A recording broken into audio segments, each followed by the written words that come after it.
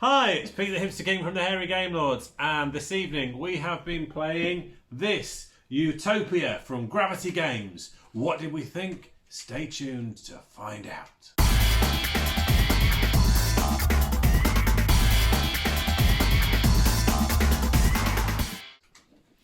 So, Utopia, what is it? I hear you cry. What is it? Thank you.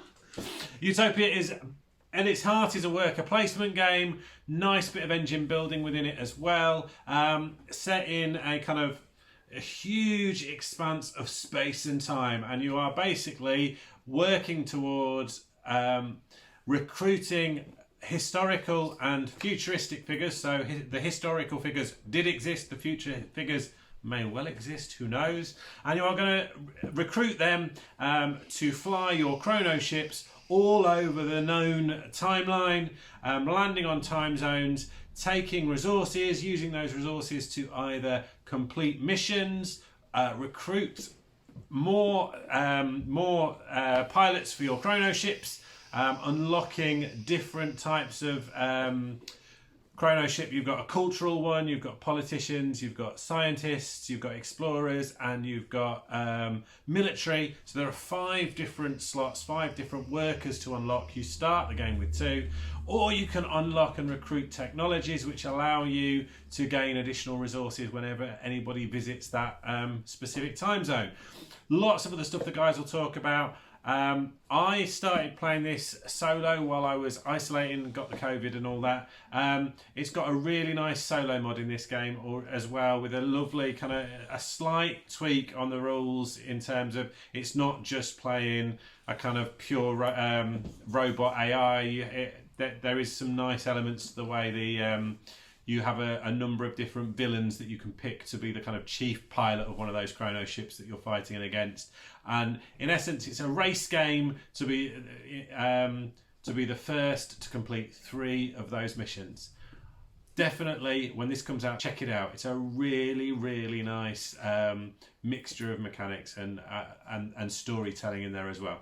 Bearded lady here, and tonight we played a full 4-player game. Only me and Martin the Viking teamed up and created something beautiful, as we usually do. You could call us victors as well. One of the things I really like about this game are the missions. So there are always 3 missions out, and actually this is a race to finish the game. So we're so used to playing games, well, we, the Hairy Game Lords, are so used to playing games all about victory points and maybe kind of like scoring some end of game points. It was actually quite a nice change to play a game that was a race to the finish. And what was really good then is because the rest of the guys are so used to playing games where they put together an amazing engine, save up lots of resources. That's pretty much what they did, whilst Martin and I steamed ahead, completing missions left, right and centre. Yes, fantastic. So you have these mission cards that are out, nice little picture on there with exactly what you need to save up by going to certain locations and getting those different resources. Then you need to fly your ship over to a location, and once you're there and you have the resources, you trigger the end of that mission, and that mission opens up a butterfly effect, and so it tells you to go to a card. There's a whole load of cards, and actually I don't know whether it's been said already, but the card stock quality, yes, this is a prototype, but the quality of these cards is really nice. Almost unbendable plasticness, in case you want to spill your drink everywhere, Martin. Happened once. It did. It only happened once. But actually once is enough, I think. He's lucky to still be here. I haven't drank since. There's all of these cards, and in fact there's plenty more, and these give you this little, there's a kind of like little story which is cool. So you can either do something that's usually good and gives off this kind of nice effect, because this becomes another location that people can go to, and if you go to it as the owner of that location, it's obviously better for you. So you've got this kind of tame effect here, which is nice. Everyone can do that. Or you can do something majestically awful, usually enslaving a new race or something like that, and then you get a better ability. So what did you and I do, Martin? We enslaved. Yeah, we enslaved. But again, really nice artwork, little bit of text on there for you to kind of bring in the story feel and element and theme to this game. The boards are really nice as well. Look at that. Excellente. These are all of the locations that you can put your crew in there. And then you've got the mission up here. Again, you've only got spaces for 3 missions. So you may have to pick and choose. What Martin and I did, which we really looked out well in terms of, at the beginning, you draft your crew. Is it 1 or 2? You draft 2. You draft 2 people. And so actually before us, there was 2 other people drafting before us. They could have got hold of this one, but they didn't. We got Martin Luther King Jr., which allowed his special ability helped us loads. His special ability was that you could go and get a mission for free, which the game is all about completing missions, we thought maybe we should do that. And that saved us an action each time and allowed us very much to help us win. And it's about creating an engine with those cards. It's about getting cards that help each other, and that's what we were able to do. And therefore thrash, not just win, but thrash the rest of everyone else. Who else completed a mission? Can I just have a... Yeah, everybody else completed a mission. Who else completed 2 Who missions? else completed 2 missions?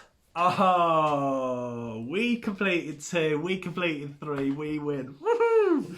So, in terms of replaying this game, yes, I'd like to replay this game, not just because we won, but because I'd love to find out more about all the different kind of butterfly effects that you can get to do. Also, if we were to play this game again, because there's so many different cards and it would there's lots of replayability, would we ever get Martin Luther again? We probably wouldn't even see him again. There's so many other cards that are out and about. So get involved. Nice. Hi, Dave the Grey. So, Utopia. It's not really Utopia, especially when these clowns are involved in slaving everybody, but moving swiftly on. So, as Anna says, right at the start, you get 2 guys that are your crewmen. And then as you go along, you can recruit more people from different eras in time. It's almost like, who else went through time collecting up random people, possibly for a school project? It's kind of like that, but with more violence, where and they were not excellent to each other, is all I'm saying here. There is also the opportunity on that subject for, it's not really too aggressive, but you can assassinate one of your opponent's guys. Just puts them into limbo for a little bit and they have to pay a few resources to get it back. But yeah, there's a little bit of backstabbing opportunity there for those that like it, James. Anyway, a few of the people that you can pick up. You've got Napoleon Bonaparte, again, might have seen him in some sort of time travel-y kind of film. Archimedes, Eureka! Jumping out of a bath, and his special ability is when you move to a time zone with one of your techs, you can take a knowledge disc, put it on there. If you go there again, you get a free one. Happy days. Captain Bobby Quaid, some sort of futuristic person. How they know that she exists in the future is a good question. Maybe they've been to the future. You can also, Elena Ripley. Some of these cards, let's just say, skirt around the edges of intellectual property quite closely. But, it's Elena Ripley. You've got to have her. Starman. Now, there's also some technology. So rather than recruiting people onto your board that lets you go out and do more stuff, you can create technologies like a hologram and a Viking longbow. 2 quite disparate things, I think you'll agree. So not only do they help you with fulfilling your missions, should you choose to accept them, these also stay on the board, and when somebody goes to a location with one of your technologies, you get free stuff. So you can build like a little engine of working out whereabouts people are most likely to go. Put your technologies down, and if you're like me, nobody will go there. Way! So yeah, this was the first time me and I think Pete's been playing quite a lot solo to learn the rules. James has played before. Me and Ange. He'd read the rules. Sorry, James had read the rules. Me and yeah. The rest of us didn't listen to the rules, but Ange somehow, for a change. But yeah, these two, Martin and Ange, obviously teaming up, two people not to listen to the rules, works better than one person not listening to the rules. And yeah, Ange and Martin managed to stumble their way to victory with some sort of dream-based tactic. It has to be said, I was one good turn away from winning. Oh wow! We've tidied up now, so there's no evidence to gainsay me. But this is the kind of game we had a lot of fun playing it.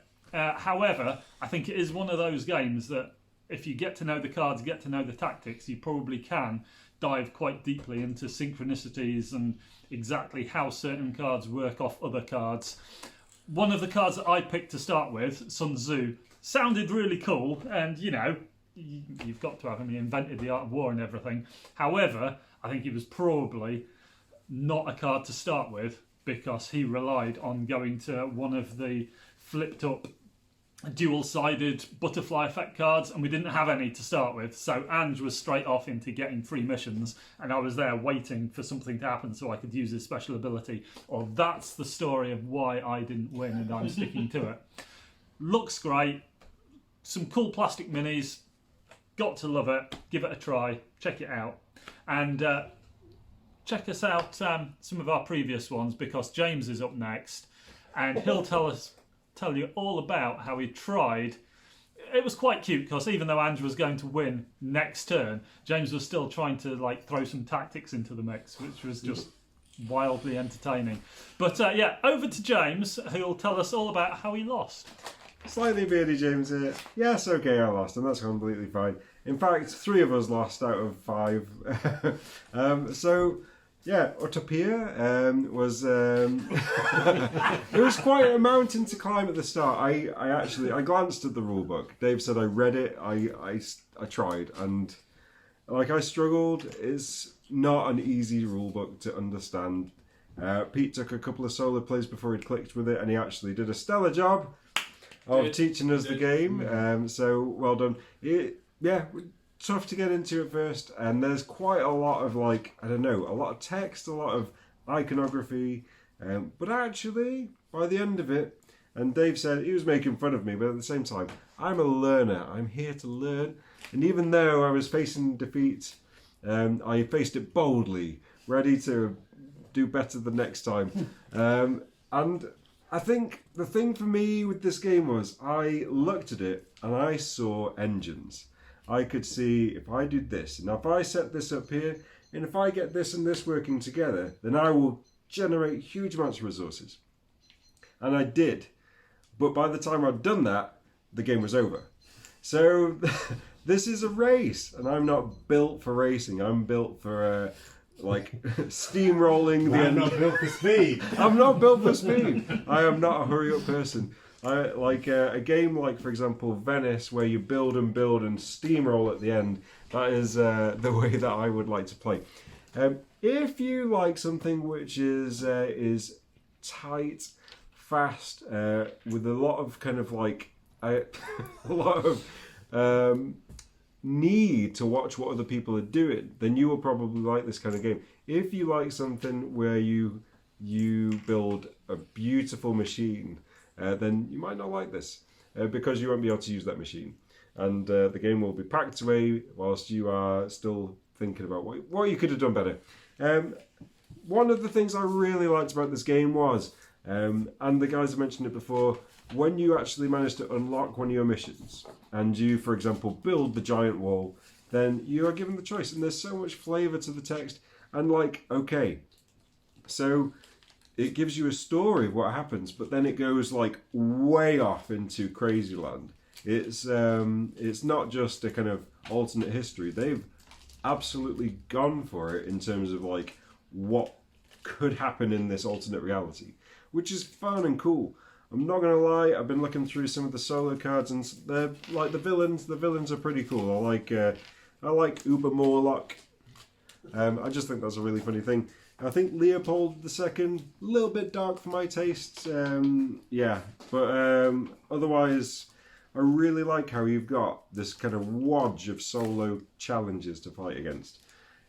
So yeah, I don't know. Maybe if I played it again, I'd like it more. But this game is definitely it just really goes for it with the theme. And it's been an interesting experience and one that I have learned from. So like and subscribe, because we really love it when you do that, and it will just build us up to conquer the world in new dimensions. In fact, there is an alternate reality where the hairy game lords have taken over France. So, Ooh la la. well, yeah. Actually, there's an alternate reality where the France has taken over the hairy game lords. So just ponder on that and subscribe.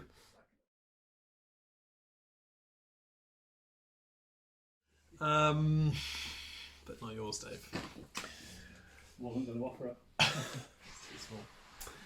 Anyway, won't be editing that out.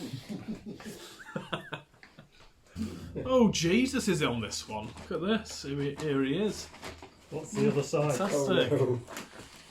Gives into temptation. Found a new religion. Created a superstar. So, It's pretty tame, actually. yeah, it's pretty tame. So, Hi. Hey, Dave. Thanks. Hi. Hi. Crushing inevitability.